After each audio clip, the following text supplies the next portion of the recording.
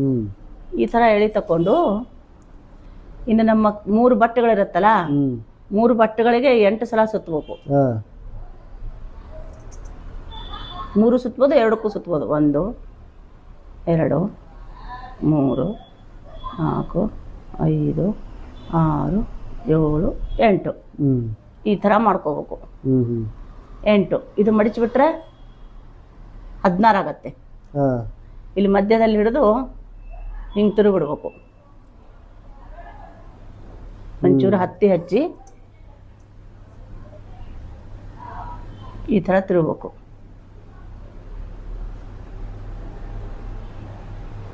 ಈ ಥರ ಮಾಡಿ ಈ ತರ ಆಗತ್ತೆ. ಆಮೇಲೆ ಈ ಥರ ಆಗತ್ತೆ. ಇದರಂತ ಈ ಥರ ಮಾಡ್ಕೊಂಡು ಇಟ್ಕೊಂಡಿದ್ದೀನಿ ನಾನಿಲ್ಲಿ.